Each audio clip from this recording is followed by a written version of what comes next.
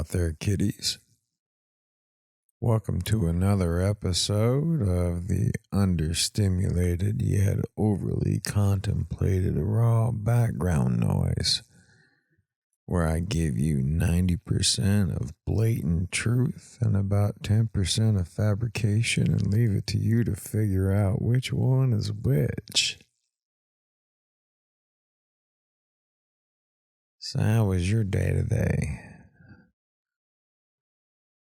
Find anything that triggers any thoughts or any memories of the past?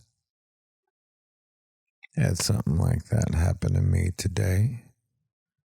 Was getting ready for work. I was in the shower, doing my usual music thing, and Soul Asylum's Runaway Train came on.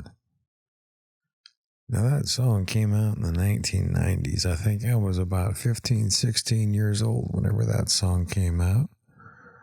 Little did I know that song would be, well, it would have a little bit more meaning in my life.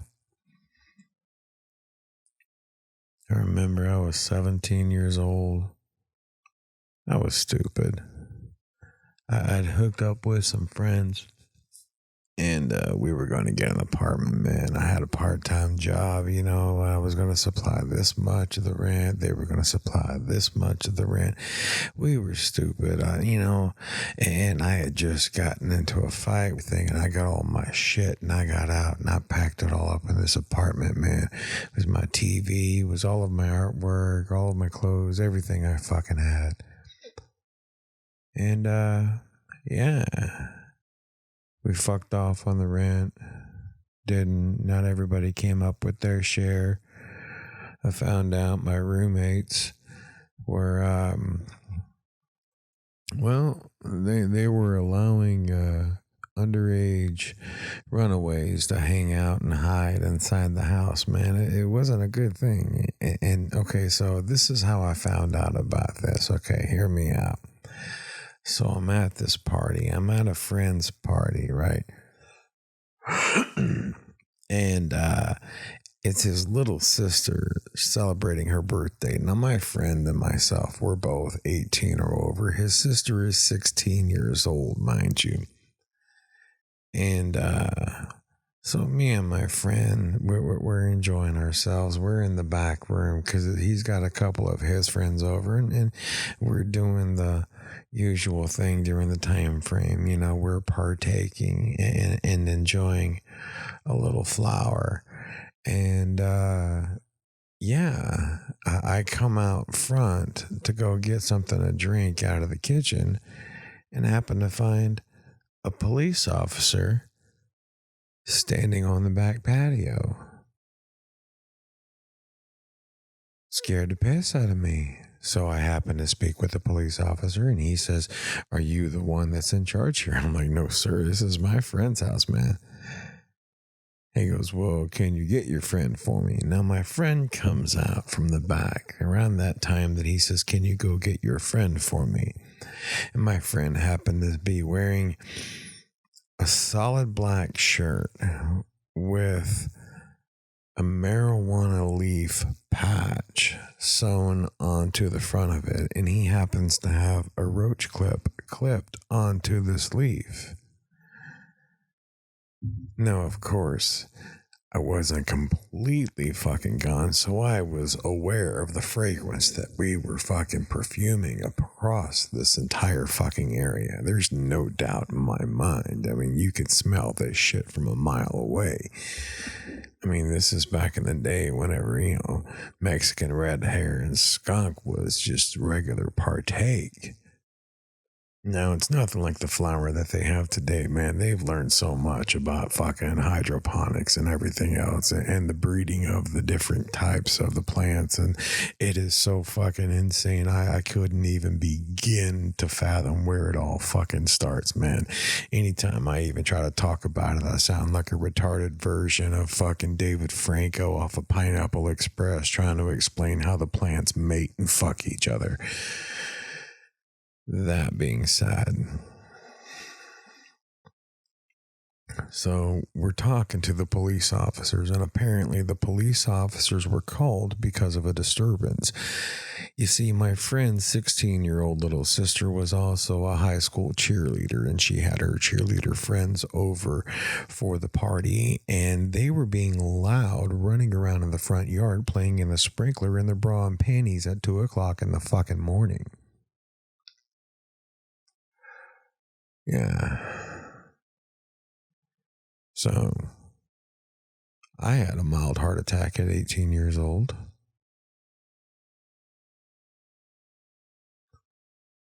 Needless to say, the police officer was asking me my information. I was giving him my address, and he's like, "You live where?" He's like, "Look, man, I'm going to let you know right now. You need to get the hell out of that apartment. Break that lease. Do what you got to do, but get out of there." And I was 17. I didn't know shit about breaking a lease. Thankfully, next thing you know, we got evicted. Mind you, I lost everything I had. Every fucking thing. Unfortunately, the one thing I didn't lose was the pride. So I dipped. Didn't ask for help. Never called any family. Sorry, forgive me. Wasn't 18, I was 17. Sorry. My friend was 18 though. And yeah. It was crazy. I was out there for a good 5-6 months. I had one friend of mine I could stay like maybe 1 or 2 nights with him. I got lucky. I found this abandoned house. It had a mattress in there that was already left. So, I can just wipe the slugs out of the way on the rainy days, and I can sleep on that. I had a jacket. Now, as far as food goes, man, Albertsons, it really was your store. You could walk in and walk out with just about anything at that time frame. And this is back before they started locking up the cigarettes. I was one of those bastard little shitheads, part of the reason why the cigarettes started getting locked up in the first fucking place. I can get a carton every 2 weeks. It was like clockwork. Occasionally, you'll collect a couple of clothes, find some places to store them. You got friends that's going to hold things for you here and there, but they can't hold you because, they still live with their parents and everything, so there's only so much they can do. I found my way over to Marshall, Texas. Ended up hooking up with some fucking carnival, man. Jesus Christ. I was actually a fucking carny. Can you believe that shit? I was the jagoff that was talking at 100 miles an hour trying to get you to pull up the balloons with 3 darts for $1, man. It was a shit gig. They charge you for the uniforms, which was a shirt and a hat you were required to wear. They charge you for all the food. And then your take is only 10% commission of whatever you take. And you're selling it $1 a fucking shot.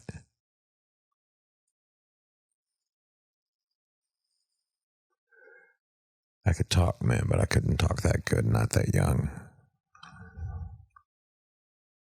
Eventually I broke.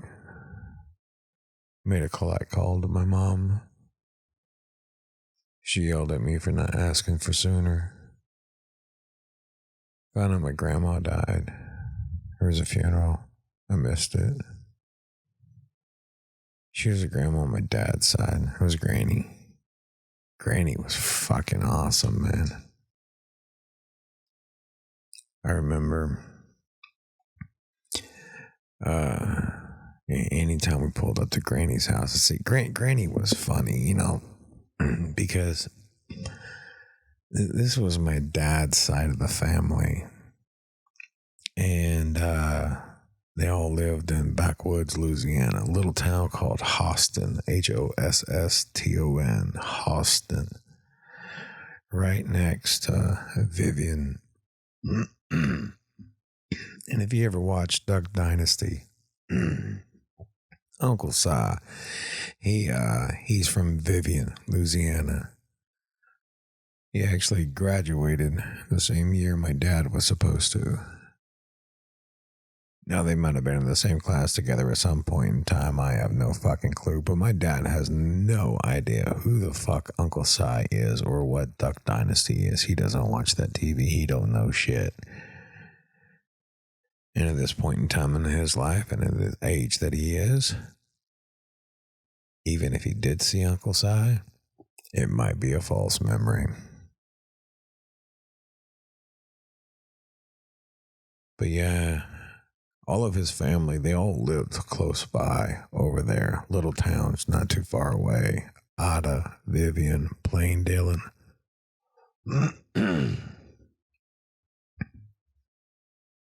You can tell it's backwoods Louisiana with the names of the towns. But yeah, anytime my family were coming to visit, because we lived in Texas and we lived far away, old Granny would cook a feast. Oh my God. And every single one of those veggies came from Grandpa's garden. That son of a bitch. I swear to Christ, man. He could grow just about anything you fucking wanted to. If it grew in the ground, that son of a bitch could grow it. And he was a carpenter and then a roughneck by trade. He ended up working in the oil rigs. Hell, he even had he had an oil pump that was on his land that he would he'd get money for every year. He got a royalty check for that shit. And it wasn't much towards the end. I mean, they didn't really get much of anything off of it. But yeah, he still got a small check for it every now and then. She would cook fried chicken, roasted ham, collard greens, white potatoes, mashed potatoes, black-eyed peas, cornbread, macaroni and cheese, fresh cut green onions, fresh sliced white onion. Jesus Christ, what else did she make? Cornbread.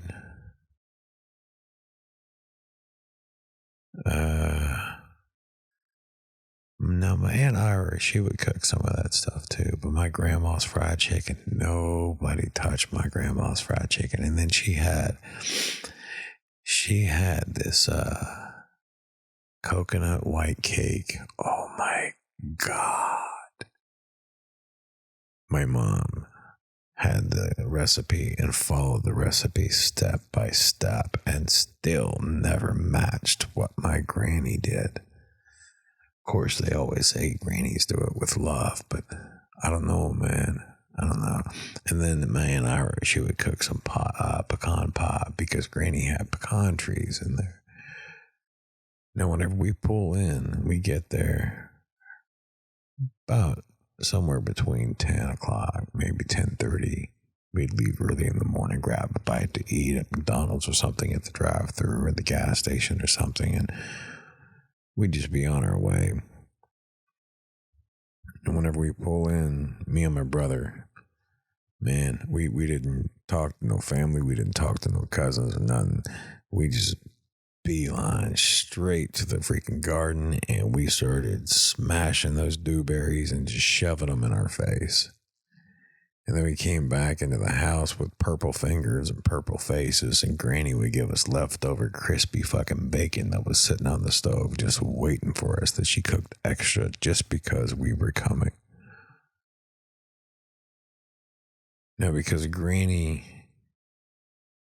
knew that she was going to cook a feast, and all the family knew that Granny was going to cook a feast, all the family decided they're going to come and visit. Whenever Granny would cook, and me and Dad and Mom would come and visit. And it didn't even have to be fucking holidays, man. It could just be a regular fucking visit. Hey, we're going to go see Granny Herring this week. You know? Now, Granny, I think she did the feast just because of the fact she knew it brought all the family together. She knew it gave them a reason for all of them to sit down. Now my grandpa, he had this back patio because he built this fucking house that they're living in, right? And he built on this back patio, and it was a screened-in back patio, and that's where he sat and he watched his TV. You don't ever sit next to that man when he's watching his wrestling, because that son of a bitch will beat the hell out of you. And don't sit next to him when the Saints are losing either. I think my Aunt Ira was probably worse than him, but yeah, it was pretty bad in that house sometimes. But everybody would sit at the family table. They would open up the table and extend it out. You know, it was one of those old-fashioned tables, you know, one of those tables from the 1930s when they still make quality fucking tables that lasted for years.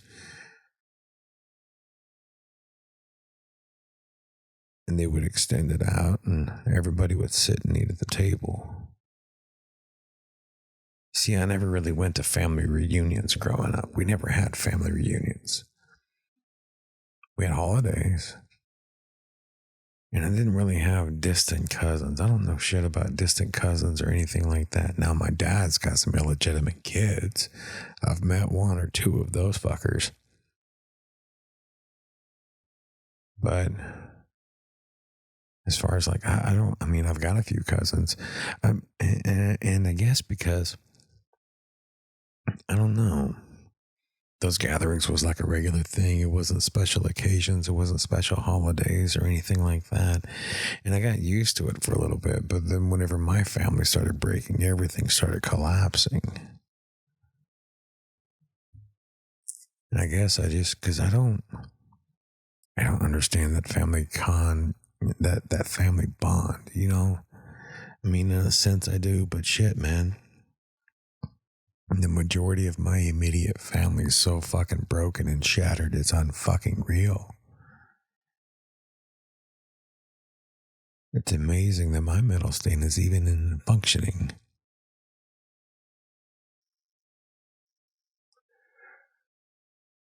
I give credit to sex, drugs, and rock and roll. I live my life like it's the last just about every day. By the way, the focus of today's, I guess, talk, rant, not a conversation. Well, it's kind of a one-sided conversation, I guess. The focus of today's background noise, memories. Yeah. Little did I know how important that Soul Asylum song was going to be to me, and it just kind of hit me. I was lucky. I had friends. I had a little bit of support. Plus, you know, the friends I had, we were already the scumbags of the fucking neighborhood, so it didn't really matter. It didn't really change much of anything. We were already looked down upon. We were the ones that were always getting yelled at. We fucked off in school. We skipped school. We got in trouble. We were smoking cigarettes. We were smoking pot. We were on our fucking skateboards. We had long hair. We were listening to angry music, and nobody just fucking understood us. And all of our clothes had fucking holes in them because we were poor and didn't give a shit. So yeah, if one of us was homeless, it was only a matter of time before it happened. But again, I got lucky. I swallowed my fucking pride. I called my family and I asked for help, and I went back. No, it didn't stop the bouncing around that I had. I mean, shit, man, I got bounced around more than a fucking ping pong table at a fucking porno party, I guess, if you want to call it, or a college frat party.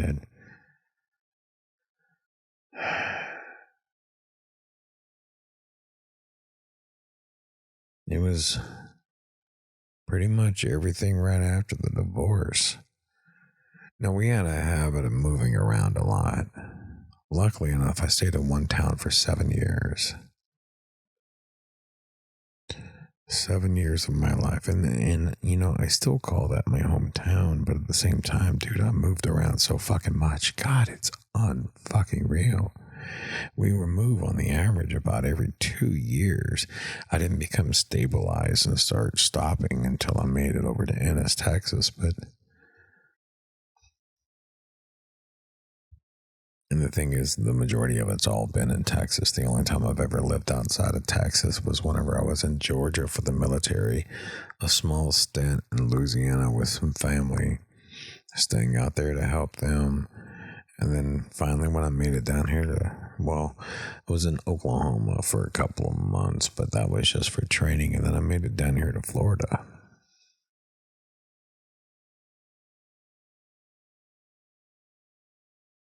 I moved a lot. I've got it down to a science. I remember one time whenever I was married, I was the head of a family of 5, me, my wife, and her 3 kids. I miss those kids. We'll get into that another day. But yeah, she was in charge of packing the house. She was very organized. She was very clear on how to pack the house. She was OCD about some of that stuff. And so, you know what? I let her have it. Absolutely. I follow directions. You tell me where to go, what to do, and how to do it. But when it came to unpacking that house and putting the house together, let me tell you, that interior decorating class came in fucking handy. Yes, I took an interior decorating class. Now, mind you, this is whenever, and this was funny as fuck to me. It made no fucking sense. Little podunk shit place fucking town called Eustis, Texas. Okay. Eustis. Very close to useless. Which I figure if you put Eustis and Euless together, you will get useless. 2 real horrible fucking towns in Texas. But Eustis, Texas, a little podunk fucking country town. Only way I can transfer my art credit that I had from the school that I was transferring from was to go into a fucking interior decorating class. Are you shitting me? So I took the class. I learned a few things. I don't remember fucking hardly any of it. I do remember one of our projects that we had to do, though.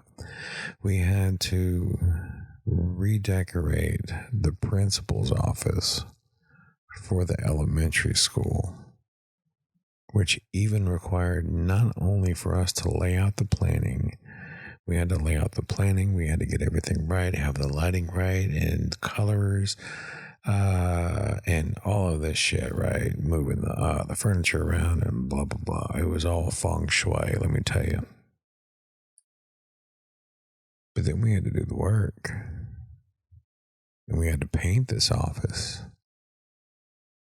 That was a fun day, because let me tell you, our teacher was hot, and she looked good in them tight ass jeans whenever we were painting this place. And we're a bunch of horny little 15-year-olds, man. And then we fucked up and forgot to open the windows, and we didn't wear masks when we were painting this office. Now we're a bunch of high, horny little 15-year-olds. Jesus Christ, we were a ticking fucking time bomb. It was amazing we made it out of there alive. It was interesting whenever we went to McDonald's for lunch, dude, we had the munchies like a motherfucker, man. I never spent so much money at fucking school on lunch.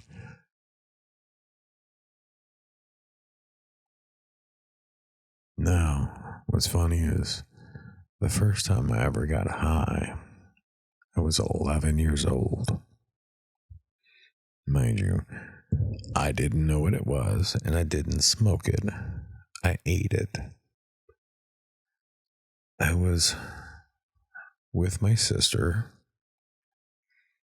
and again, she's 6 years older than me, so she was 17 at the time. I figured not really sure why I was with her, but she wanted to go somewhere. My mother said it was necessary for me to be with her, or I asked to go with her or something. I don't remember all of the beginnings of this story.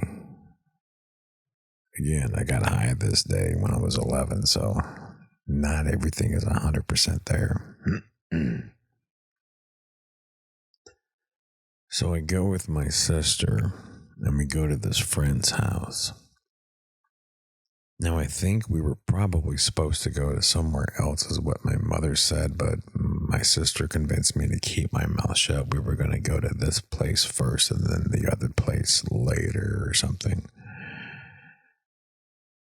But my sister left me at this house to go somewhere else really fast and then come back to get me.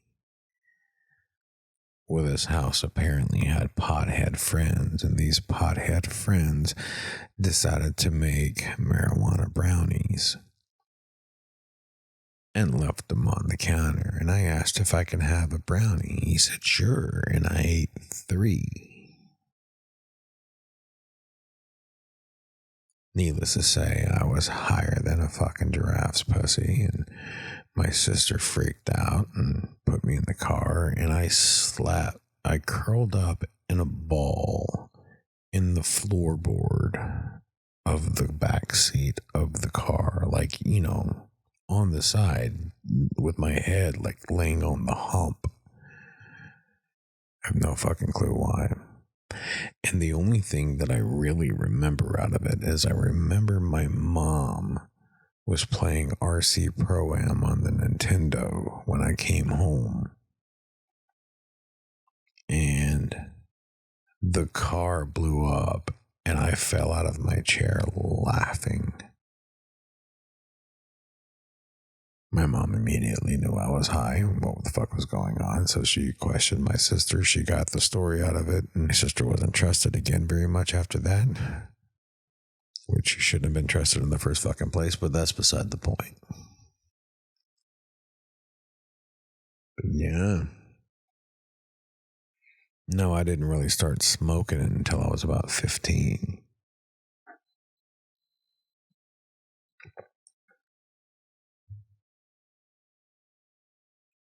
That was kind of a disaster.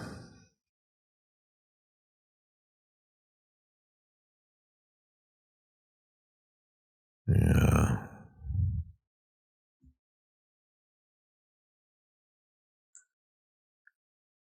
And the first time I smoked it out of a Dr. Pepper can that my friend had converted into a pipe.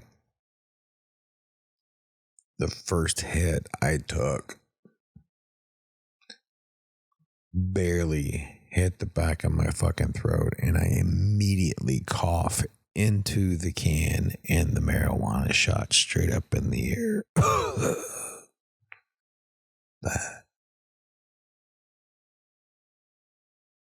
My friend got pissed, but because he knew it was my very first time smoking, he was patient with me because he was already high. Thank God for that.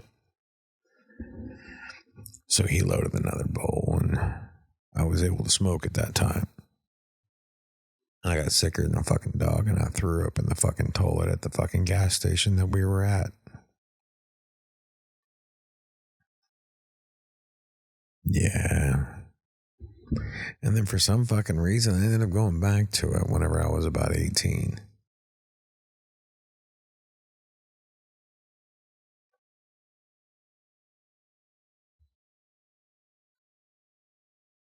Now that people get it for medical reasons.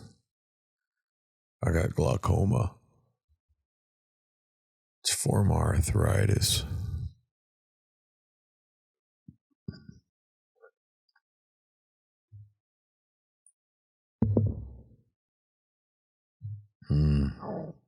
I mean, I wouldn't mind getting the medical one. I could probably get away with getting some medical stuff. I mean, I did have back surgery.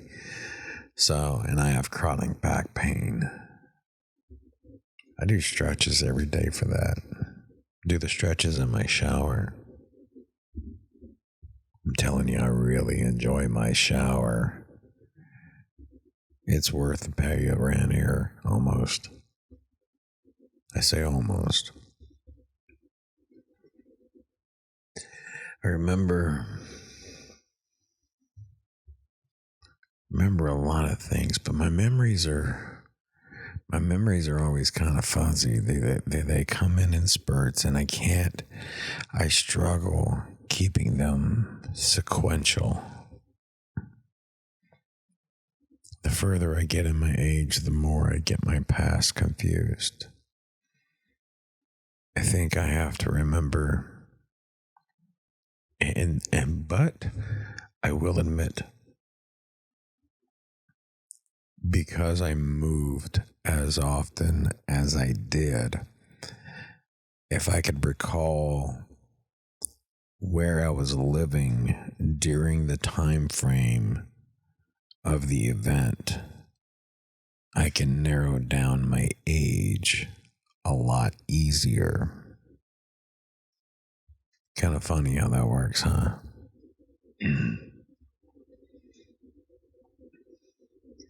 So what are your fondest memories? Do you have memories that still haunt you today? Do you have memories that just pop up out of nowhere? Or is it just that one song? Every time you hear that song, it always brings back that one thing. And by the way, if you email me, if any of you do email me at lowdowndirtyshane20@gmail.com, then you can request to remain anonymous. I won't read any names if you don't, I think most likely what I would probably do is I wouldn't even read any names anyways. I'm pretty sure not everything I say on here is very popular. Some of the things that I say on here, many people may agree with, but only secretly, and they don't want other people to know. So I'll keep it anonymous. Unless you want me to say your name. I'll give you a shout out. But you gotta send me the email first.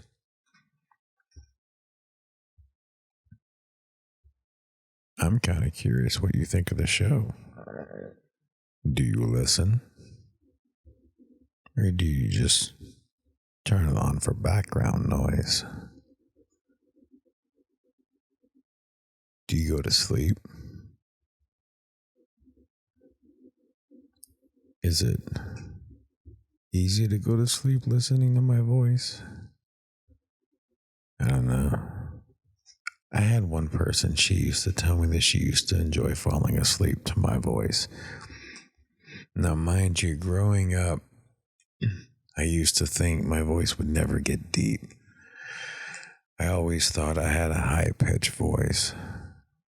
And for some fucking reason, and I don't understand why, I do it unconsciously. It's a reaction. If I'm speaking to a woman, I speak softer. If I'm speaking to a man, I speak firmer. And if I'm speaking to a child or a younger person or a younger adult, depending on how I'm speaking to them, if I'm speaking to them casually, I will speak soft. But if I'm giving directions, I will speak firm. And I don't think about it, I just do it.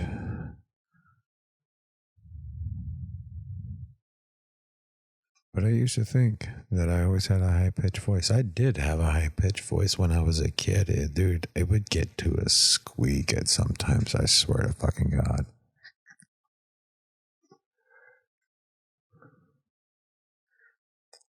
Mom used to give me hell.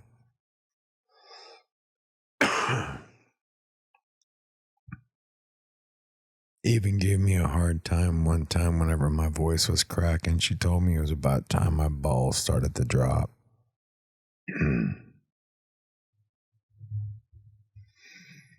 Yeah. She enjoyed fucking with me. She's the reason why I have the sense of humor that I do. She's the reason why I think a lot of the way that I do. She actually gave me the reason and the drive to have independent thought, to question everything. My mom was always in love with the medical field. See, what was funny is she was an artist too. And I didn't know this growing up until after later. I was about maybe 12 or so by the time I learned she was an artist. And I've been drawing since I was 4 years old. Mom always encouraged it. And then whenever my cousin introduced me to comic books, Mom enjoyed buying comic books for me, because the thing is, she wasn't so much concerned about the content of the comic books, because she understood and she felt I was responsible enough. Plus the comic books had the CC code on it. It was kind of like their own little censorship that they did. And but Mom encouraged comics because she read some of the comics and she saw that there were larger words in there, and I was actually reading the comics. I wasn't just drawing the pictures from the comics. You see, I was using the comics as references, and I would draw freehand, and I would try to mimic everything that I saw as best as I possibly could to better my skills. But I was reading the comics, and that was one thing my mom enjoyed, was the fact that I was actually reading. I didn't sit and read books. I had trouble with books. I've always had trouble with books. I still have trouble with books. That's why I listen to my books.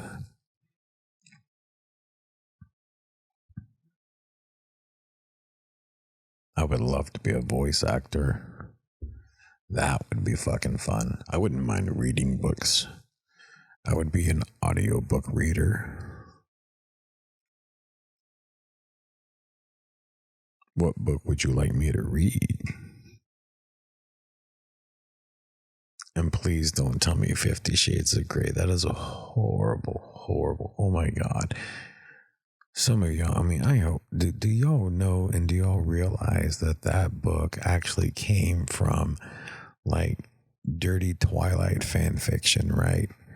Like the person that wrote that book used to write a bunch of Twilight fan fiction. Look at the characters in the 50 Shades of Grey and look at the characters of Twilight. And the only reason why I know this is because I have an ex-wife who was obsessed with fucking Twilight fan fiction and 50 Shades of Grey.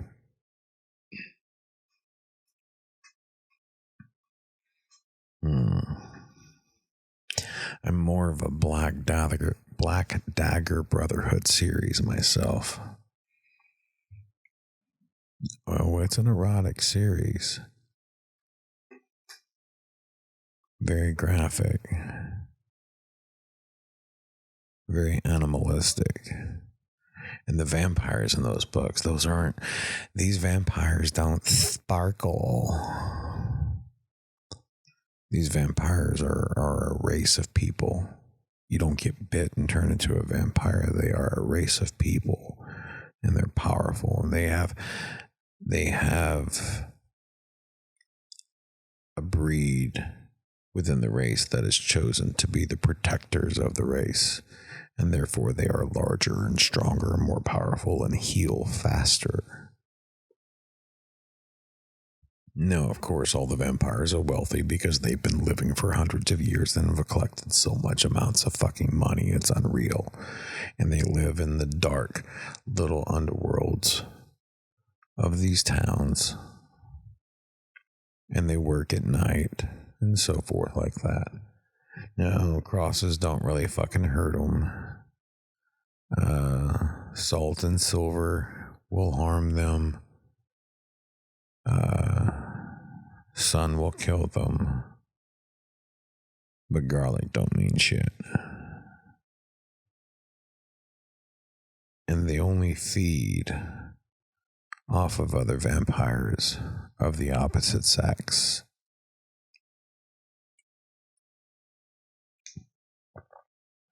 really good series by J.R. Ward.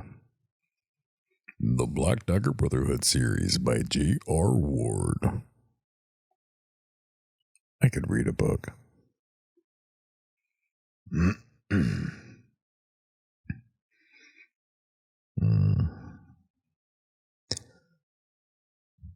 It's funny how we remember things. I know the movies sometimes bring up a lot of memories of my mom for me.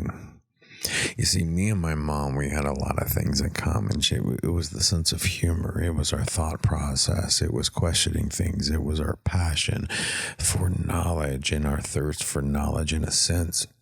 And I enjoy learning, but not necessarily in that traditional sense of sit down, shut up, read this book, and learn everything that it fucking says. You know, I enjoy visual aid and getting involved. Like me and mom would sit down and watch reconstructive knee surgery for fucking dinner theater, for crying out loud. That was cool as fuck to me. But yeah, it was crazy. She passed away back in 2003 of pancreatic cancer, and it was weird because they gave her max 6 months. She was lucky she made 4. And those 4 months seem like they last forever. Even every time I try to remember them, they feel like they'll last forever. Sometimes I think I just suppress a lot of those memories and I don't think about them. Might be part of the reason why I'm a whole out of sight, out of mind kind of person. That they have some kind of fucking cognitive fucking word to properly use for that. I've heard it before on TikTok or whatever. It escapes me at the moment. Forgive me. But yeah, that movie The Judge, man, for those of you that have not seen this movie, minor spoiler warning. But Robert Duvall is dying of cancer in the movie, and Robert Downey Jr. plays his son that comes back to help. And there's a scene in that movie. Now, mind you, it's a sad scene, and it's really kind of depressing whenever you see it. Robert Duvall he's trying to go to the bathroom, and he's trying to move, but he can't because he's having trouble moving. He can't really get around that fast, that well. And Robert Downey Jr. comes in to help him out and to help hold him up while he's got his pants down. And Robert Duvall he's gotten to the point he can't even control his bowels anymore, and he messes himself. And then he breaks down and he starts crying because he feels like he's not a man anymore. He can't even control the things of his own body anymore. How can he control anything in his life? He is just falling apart and becoming decrepit. Therefore, he has no use. He has nothing to offer in this world. So he is thus ended as a man. Now, I wanted to see this movie. I kind of heard a little bit of what it was about, and I was working at a movie theater at the time whenever I watched this, and I screened this movie, and I'm kind of glad I was by myself in the theater whenever I watched this, because at this scene, I broke. Oh my God, I broke. I bawled like a baby. I was just like, it was a loud, ugly cry. It was horrid. Missed my mom. And something very similar to that moment in that movie just came flashing full in front of my eyes with me and my mom. And it broke.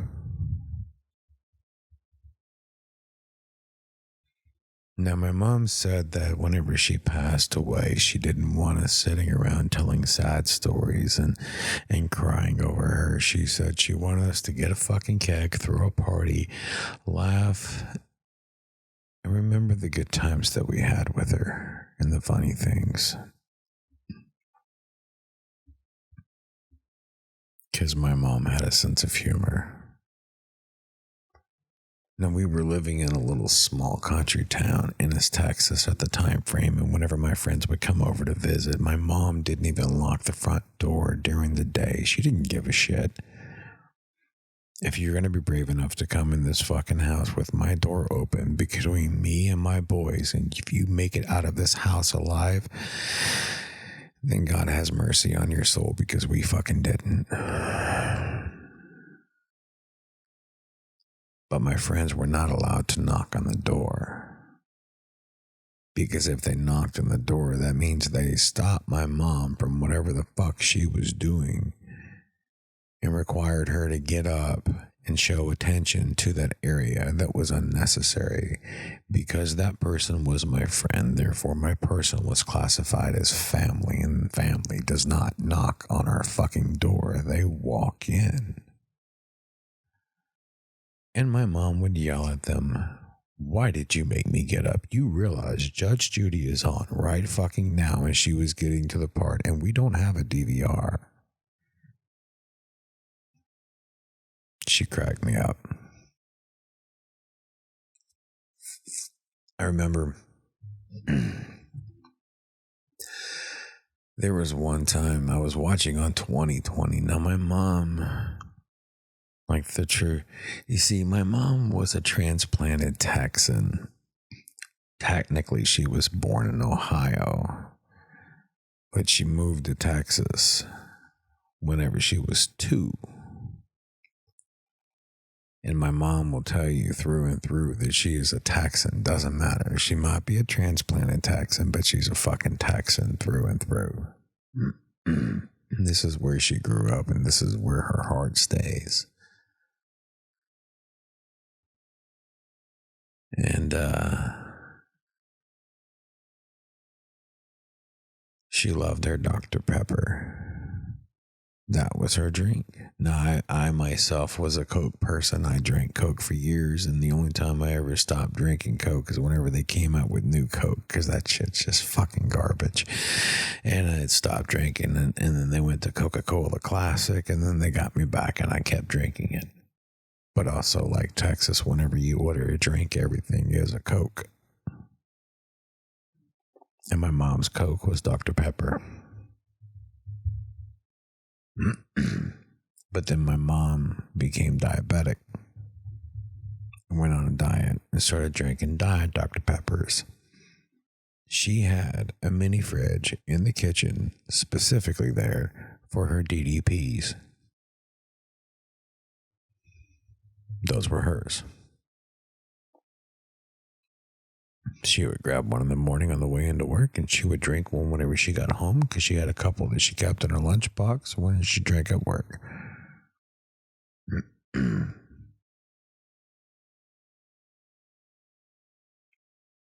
Now, I watched on 2020 one time that the NutraSweet that they put in these drinks have been known to cause cancer.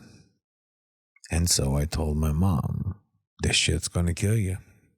It's going to fucking kill you. It's going to give you cancer. What the fuck are you doing? Why are you drinking this shit? It's going to fucking kill you. She's like, shut up. Let me enjoy my stuff. Well, I was with her the day at the hospital whenever we had the diagnosis. I remember we valeted the car that day. She didn't feel like walking.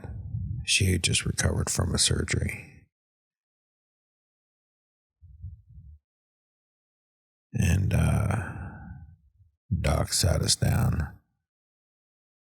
Said it was active.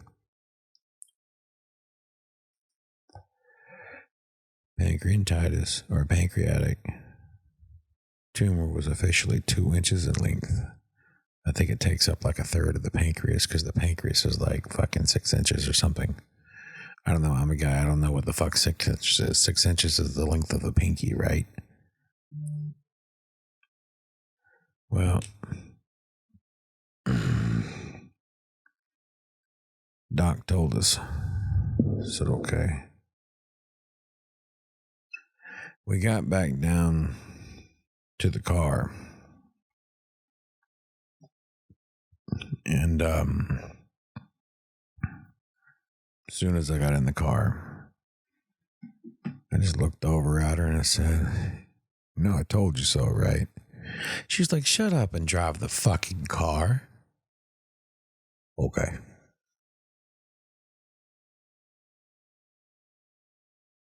We had fun, though. You know, when I was little, Mom would go grocery shopping a lot. And she would always offer, "Who wants to go grocery shopping with me?" Right? Because Dad was either at work or he was at a bar or he was with a woman or something. I don't know. There ain't no telling back then. I don't remember a whole lot back then. When he was home and he was sober, he was awesome. He was the most amazing dad you could ever fucking see. He knew more about baseball. He used to be a pitcher. Taught me how to throw, taught me how to catch, taught me how to fight. He was hard. He was tough because he was backwoods, and that's just what he knew. That's how he was raised, and that's how he raised me. But when he was drunk,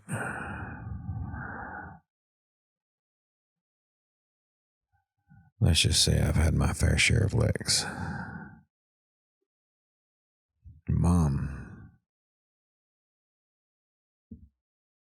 Mom was a saint. She had her hard times, especially whenever I became a teenager. We didn't see eye to eye on things. That's thanks to my stepdad, but it's another story for another day. Maybe we'll do a story on blended families or something like that. But yeah. So whenever Mom offered for us to go grocery shopping, nobody wanted to go. I'd go. I give a shit. I ain't doing nothing. I enjoyed hanging out with Mom. Dad used to give me shit, call me Mama's boy, but the thing is, Mom was funny. Mom was informative. I learned things with Mom. You see, whenever me and Mom would talk and she would use words that I had no fucking clue what she was talking about, and she would tell me that she was being facetious. What the fuck is that word, Mom? Well, what does it mean? How does it sound whenever I use it in that sentence? Right? What was the sentence I just said prior? And then I told you I was being facetious. Think about it. I was too lazy to grab a fucking dictionary, and I couldn't really spell it out. So she made me learn words by learning how she used them. And because it was just me and her, we'd always stop off at Sonic and get a foot-long chili cheese coney right before we go grocery shopping. And then whenever she would pick up strawberries, she would always pick up an extra pint of strawberries because I would eat one of those bastards on the way home.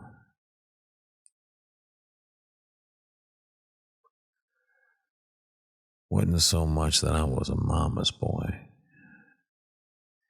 It was the fact that I was just taking advantage of open opportunities. Like the old saying goes, never look a gift horse in the mouth. If you don't take advantage of an opportunity that's placed before you, you're probably missing out.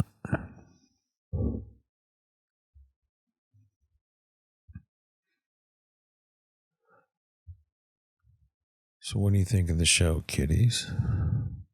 Are you enjoying it? Do you listen to the whole thing? I hope you like it. I'm going to keep doing it for a while. Let's see where this goes. If you have any suggestions of things you'd like me to talk about, I'll be glad to listen. You can always email me, lowdowndirtyshane20.com. No, I'm sorry, lowdowndirtyshane20@gmail.com. Sorry. It's been a long night. And if you know me personally, you can always shoot me a text. You'll forgive me if I don't give my number out to everybody else. Till next time, kiddies. Tell me